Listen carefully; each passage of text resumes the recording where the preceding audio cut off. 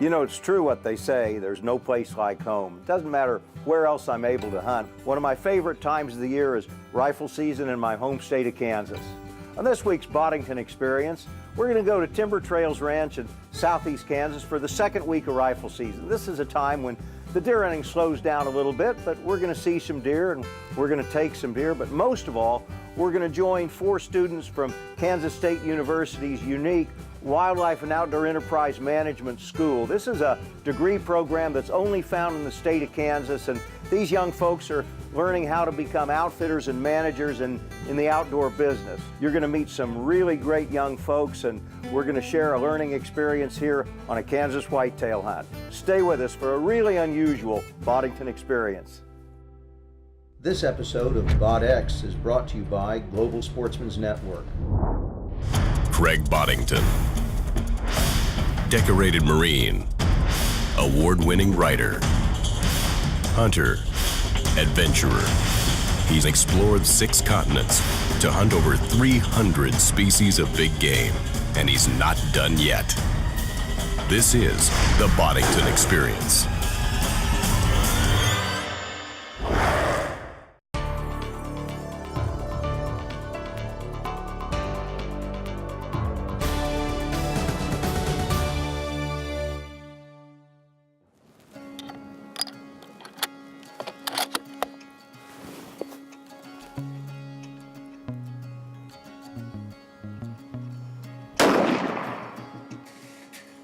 Yep.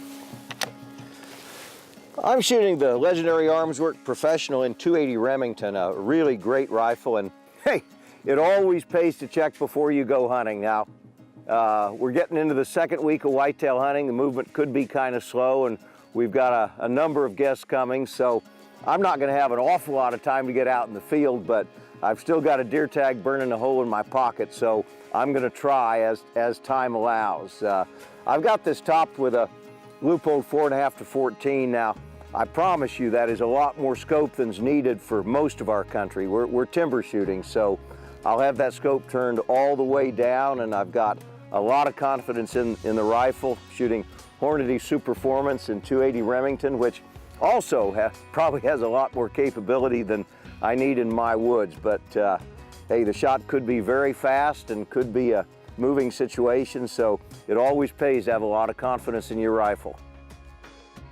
We got the boys from K-State coming in tomorrow, and that's going to be a lot of fun, but I'm going to get busy. And you know what?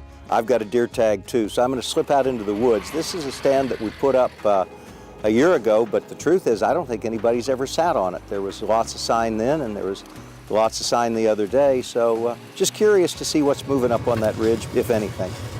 Well, there's a scrape right here. It doesn't look like it's been tended real recently, but not so long ago. In the woods, you never know where they are. It's a cool afternoon, not cold, very calm, very slight breeze out of the west, which is exactly the right direction for this particular stand. So let's give it a whirl. Nobody's been there for a long time, but who knows?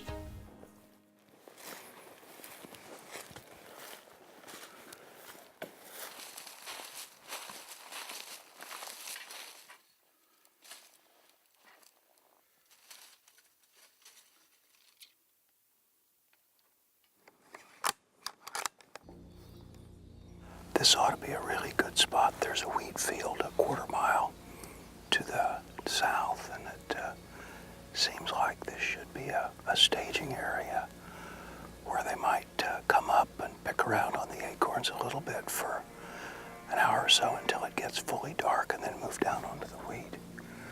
But nobody's been here, so who knows?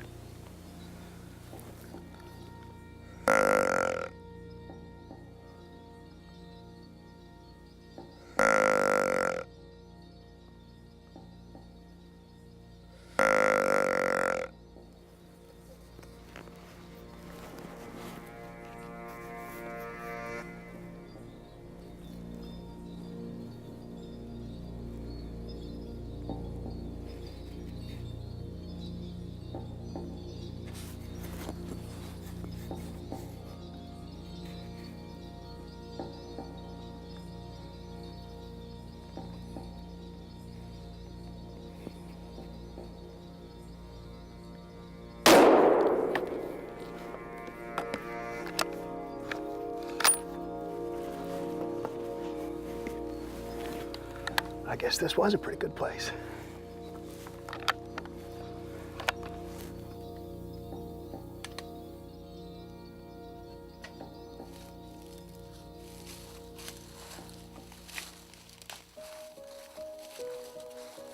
Well, for sure the rut's not completely over because this is his scrape and he dropped right in it. Yeah, it's interesting. They scrape to mark their territory, of course, and I thought that's what he was doing, but he was so completely behind 3 trees that I had to wait until he stepped out. But I saw him reach up, and they lick the overhanging branch always, and that's when I knew he was on a scrape. I wasn't sure until then. Nice buck. We got bigger here, and we've sure got a lot smaller, but I'm really pleased with him. He's a good mature whitetail, and that's what we're looking for.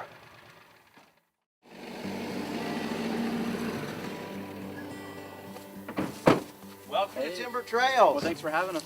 Hi, I'm Craig. Joe. Nate. Nice to meet you. Richard. Hi, Richard. Craig. I'm Joe. Hi, I'm Craig. Chuck and Ruth.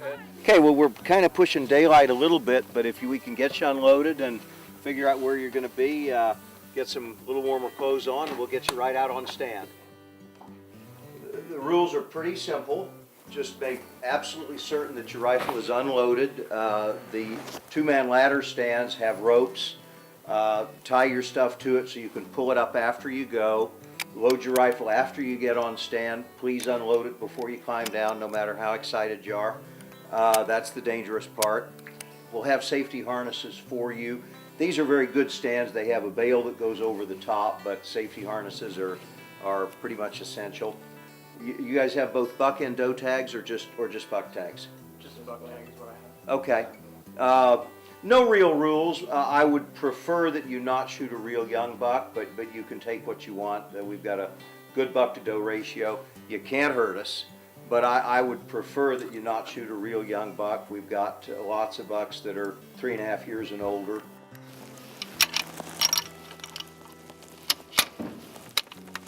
Joe, this is essentially a natural cross. In this area, the deer really like to run the ridges, and this is a ridge top, so that you could see deer from any direction, but most typically they'll come out of the woods. And I wouldn't expect to see anything until just before dark, but we do see a lot of deer cross here. You know, when it's real quiet, you can pretty much figure the deer are not moving. And you hear a shot, and a shot, and a shot. And in this country, you can hear it for miles. It's impossible to tell where shots come from, but you hear 2 or 3 shots, you can figure, oh yeah, I better be really alert because the deer are moving. It's funny, if they're moving one place, they're moving everywhere. And when it's dead quiet like this, you can figure, well, they're just not moving yet. Very strange.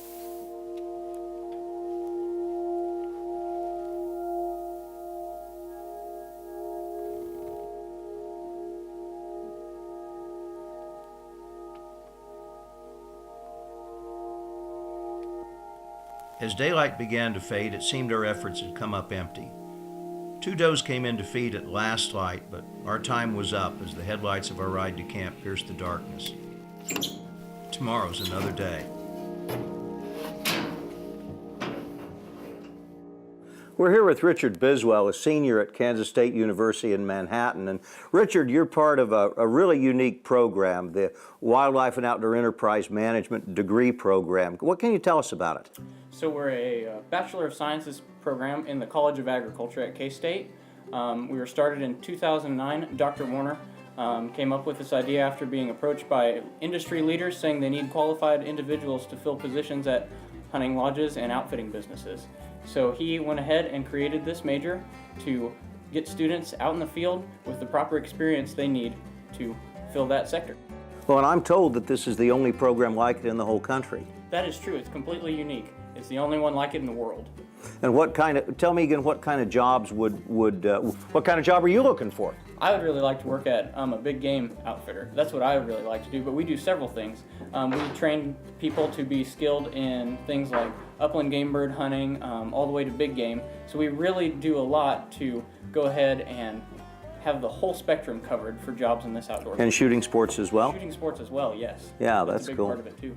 We combine business, hospitality, as well as wildlife management to create a really unique program to get individuals out there with the skills they need. We also do accounting and economics classes, as well as public speaking and things like that too. So Okay. we really have a wide base of class. But it's really a cool program. I actually met Dr. Warner at the Dallas Safari Club last year, and he's been around, you know, kind of drumming up support for this really unique program. Now, you know that I went to the other school in Kansas, all right, but what you guys are doing at K-State is wonderful, and of course, that's always been one of the leading schools in the world for wildlife biology. Right. So this is really an extension of that into more the management aspect of wildlife. Correct, and then business as well. Every student that graduates with us has a business minor as well to make Cool. it more marketable.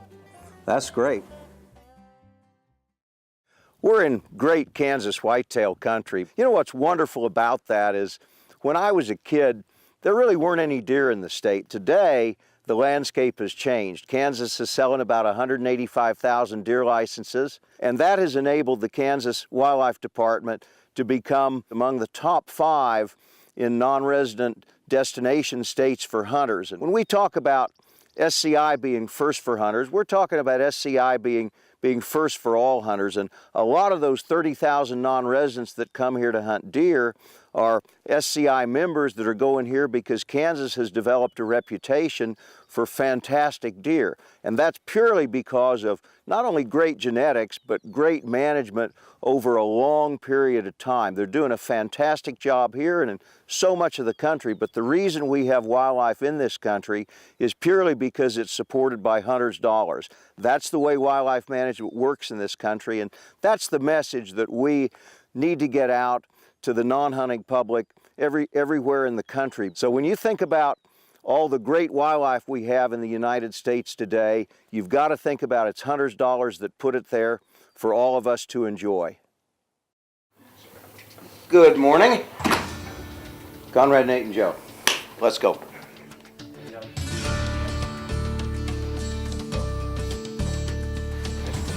Ready to shoot a deer this morning. The plan's to leave Nate alone at Scobie's stand while I head back out with Joe to pick up where we left off yesterday.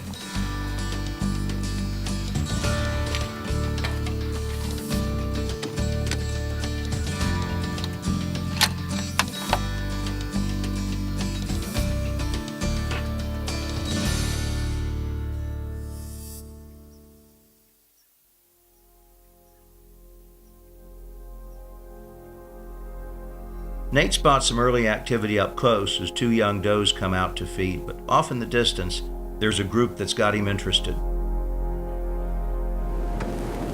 We have 3 does. We have 2 more mature does and a little smaller fawn with them.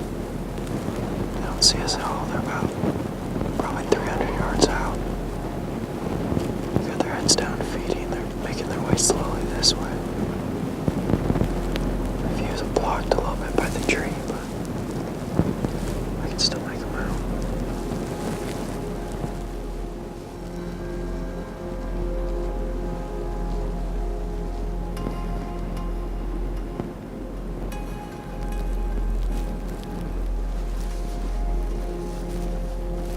As Nate steadies himself for the shot, the deer sensed something wrong and moved quickly out of range.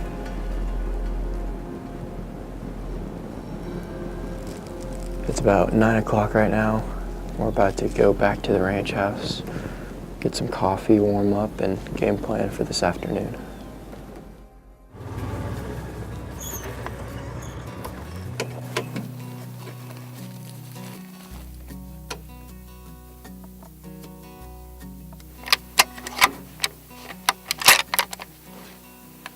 Unsafe? Yes, sir. The secret here is if we see a buck to get your rifle up slowly, so that we don't bang anything. And just try to get as steady and as calm as you possibly can. The ideal thing really is to rest your elbow, but with 3 of us in the blind, that's going to be pretty difficult. But We'll get you steady enough, hopefully. That old refrigerator out there if that's a target backstop, now that's 340 yards. What bullet are you shooting in your 308? 168 grain. Okay, well that's a good flat shooting bullet, but that's, if a deer were to walk out in that corner, that's a long shot for a 308. I'd probably give it about that much daylight over the back. Okay. Where do you have your scope set? It's on 9. Oh, oh, okay. Well, that's fine. That's fine. You could turn it down a little bit if you want, because we could have one come out at 100 yards. But for me, 9 power doesn't bother me. As long as it's not real close.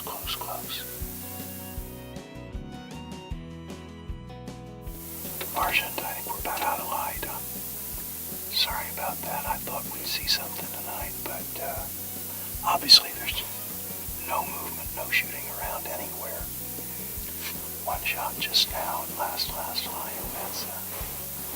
That's about it. So they moved well this morning. They didn't move tonight, so tomorrow morning should be another good one. That's all we can hope for, because this afternoon was terrible.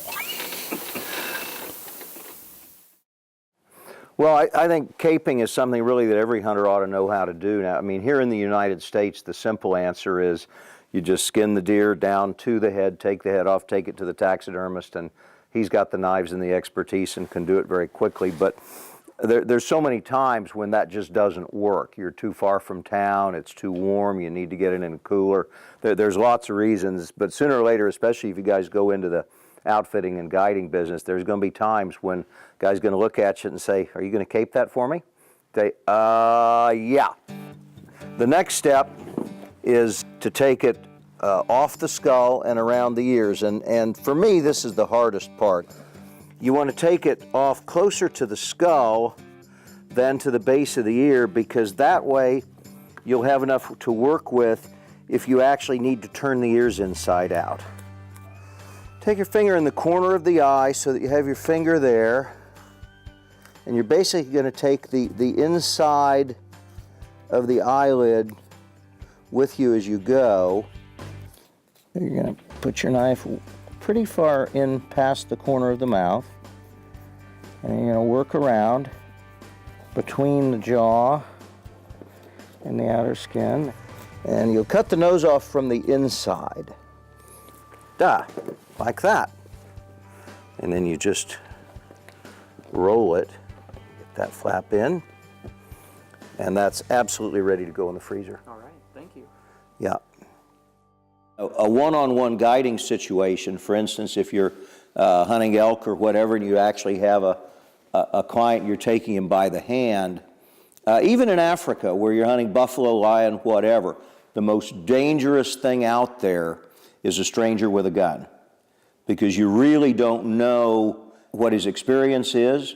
He's probably going to get excited, and that's something that I really want you to think about as you get into this. Gun safety is one of the most critical things in this whole business, and I know too many guides who've had near misses or taken a stray bullet just through carelessness. So you want to be really, really mindful of that. In your opinion, what are some aspects of a successful hunting lodge? Surveys have shown time and again that as much as 80% of all American hunters, and of course we have the largest hunting culture in the world, 16 million hunters in this country, but more than 80% of them never hunt outside their home state. So they're not potential clients. Yeah, and that's not altogether true, because certainly there's people from the big cities, whether it's Wichita or Kansas City, who would certainly hire a guide or go to a lodge to hunt whitetails because they don't have it in their own backyard. But the vast majority of American hunters never hunt outside their home state, so by definition, they're basically unguided hunters. They're do-it-yourselfers. So you're looking at a relatively select clientele, and as you try to capture these guys, you're not really in the hunting business. You're very much in the entertainment business, or really in the business of dream fulfillment. you're stand hunting with multiple hunters, you're never going to have enough cameras to go around. So sure as heck, the guy that gets the deer is going to be the guy that doesn't have the camera on him. Let's go take a look at him. Yeah. All right. Perfect shot. Well done. Thank you. It was a lot of fun. Well done. That's definitely not one of the big ones, but he's yours and he's here. I'm real happy with him. Good. He'll be good eating. Yes, he will.